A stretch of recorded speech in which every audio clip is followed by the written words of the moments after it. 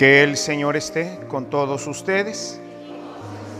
Anuncio de la buena noticia de nuestro Señor Jesucristo, escrita por San Juan. Gloria a ti, Señor.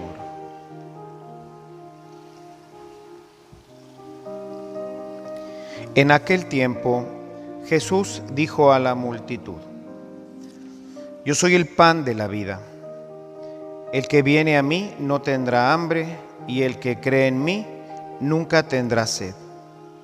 Pero como ya les he dicho, me han visto y no creen. Todo aquel que me da el Padre viene hacia mí, y al que viene a mí yo no lo echaré fuera, porque he bajado del cielo, no para hacer mi voluntad, sino la voluntad del que me envió. Y la voluntad del que me envió es que yo no pierda nada de lo que Él me ha dado, sino que lo resucite en el último día.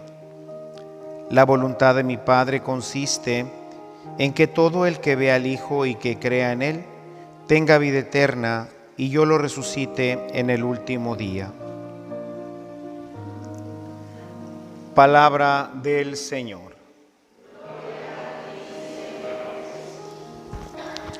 Siéntense un momentito. Retoma nuevamente este capítulo 6, volvemos a leer el versículo 35 que leíamos el día de ayer para darle continuidad y unidad a lo que venimos tratando. Dejamos ayer nuestro discurso hablando de esta sed que tiene el hombre, esta sed de eternidad, sed de Dios, sed de trascendencia, que solamente, decíamos ayer, en Cristo podemos encontrar, o sea, solamente en una vida espiritual rica, profunda, que es proveída por Dios a través de Jesucristo, pues es la única forma en que este pan, esta agua viva, sacia la sed de toda la humanidad. Sin embargo, hoy pone una parte adversativa. De hecho, el versículo 36 en adelante de este texto, pues complica un poquito la redacción, ¿verdad? Aquí, de hecho, los exégetas hablan de una serie de adiciones que el evangelista fue poniendo y que más que nada fue llevando el discurso para ir preparando hacia el tema de la eternidad. Por eso también la liturgia lo acomoda este capítulo 6 dentro de esta semana de Pascua, para que pues veamos también en nuestra vida esto que ha pasado en Jesús, su resurrección, que también ocurrirá en nosotros. A partir del versículo 36 de este texto, pues habla de que la gente, a pesar de todas las señales, a pesar de verlo, a pesar de todo lo que Jesús ha hecho, pues no creen. Entonces no tienen esa visión de trascendencia. Y aquí hay un tema importante que es motivo de mucho estudio por parte de los exégetas en el tema de, dice, todo aquel que me da el Padre viene hacia mí. Es decir, la acción de nuestra conversión, podríamos así decirlo ya en nuestro contexto, no es una acción únicamente personal y no consiste solamente en algo que nosotros podamos haber visto u oído, sino interviene forzosamente la acción de la gracia. Si no fuera por una gracia que nos es dada, nosotros tampoco veríamos. La gente del tiempo de Jesús, pues aunque todos veían los mismos milagros, oían las mismas palabras, pues unos aceptaron a Jesús, unos decidieron seguirlo y otros no. Incluso el mismo Judas, que lo traicionará, pues a pesar de haber caminado con él, de haber sido elegido por él, de haber sido enviado por el Padre, pues como quiera él toma una decisión contraria y se aparta de la salvación. Pero aquí hay una acción de Dios. Todo aquel que me da el Padre viene hacia mí. Y estas acciones no solamente tienen que ver con nuestra fe, o sea, esto como lo hemos visto, acuérdense que estamos en un nivel de universalidad al final del primer siglo, o sea, esto es para todos, o sea, Dios no es que haya una predestinación, como diría Zwinglio, en otro momento, ¿verdad? Que hay unos que están ya destinados para el cielo y otros destinados para el infierno. De tal manera que haga lo que haga el que no se va a salvar, pues como quiera se va a condenar independientemente de lo que haga. Y el que se va a salvar, pues independientemente de lo que haga, pues se va a salvar. Eso es una herejía, eso nunca fue aceptado. La predestinación es que todos estamos llamados a la salvación.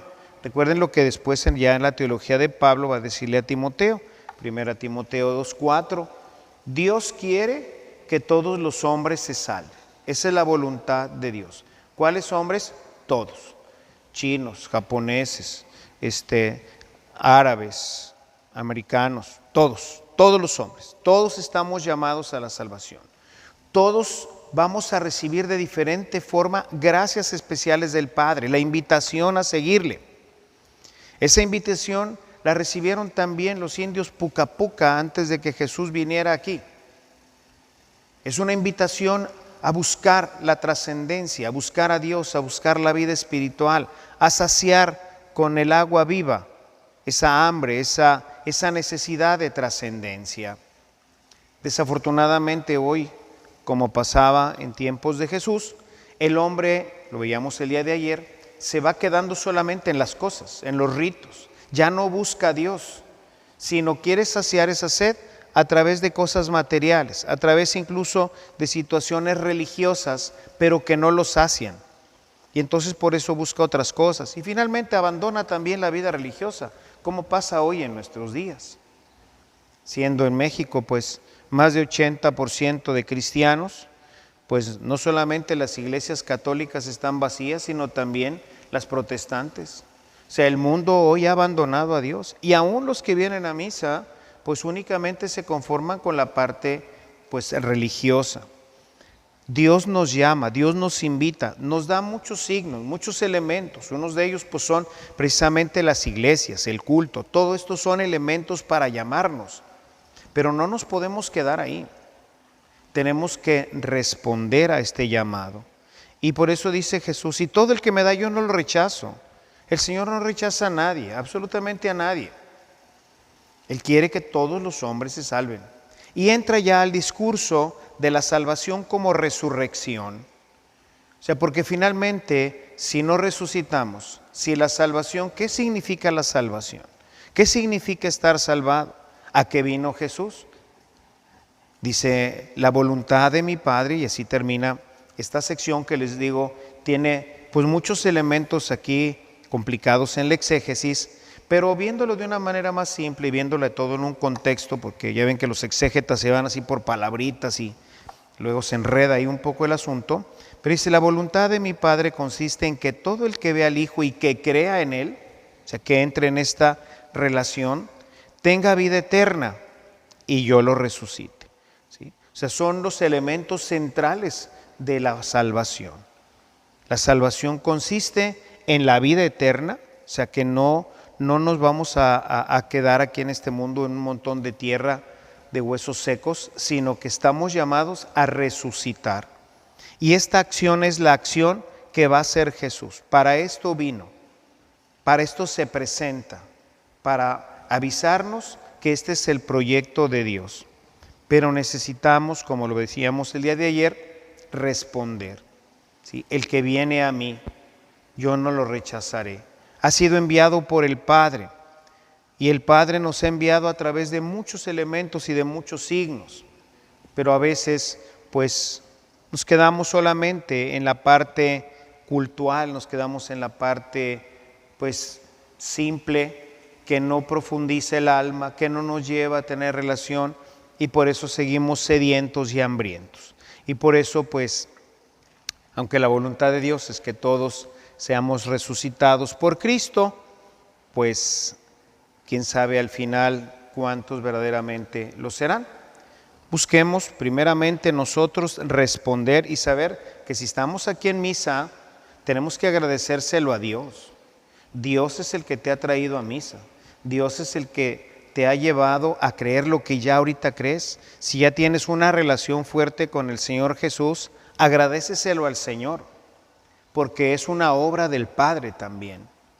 No es solamente nuestra, Es Dios quien empuja nuestras vidas, pero a veces estamos tan ciegos, tan metidos en esta inmanencia del mundo de hoy, que no nos damos cuenta, que no sabemos responder a esta iniciativa y entonces nos quedamos pues fuera de las gracias fundamentales que son la salvación y la resurrección. Respondamos al Señor y démosle gracias, hermanos. Tiempo de la Pascua, tiempo también de acción de gracias porque nos ha llamado y porque hemos respondido.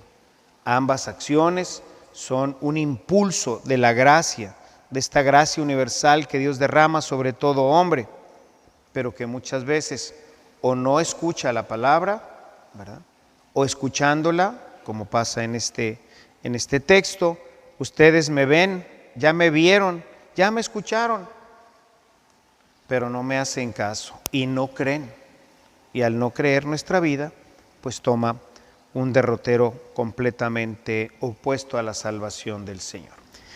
Demos gracias al Señor y como insistiré durante toda la Cuaresma, durante toda la Pascua, seamos instrumentos de gracia. Sí, el tiempo de la Pascua es un tiempo de predicación. Ojalá y durante este tiempo podamos atraer a la iglesia, atraer a Cristo, y no solamente a la iglesia, es el primer paso, pues, pero atraer hacia Cristo a algunos hermanos nuestros, familiares, vecinos, para que todos podamos disfrutar de las gracias que el Señor obtuvo para nosotros en su resurrección. Alabado sea Jesucristo.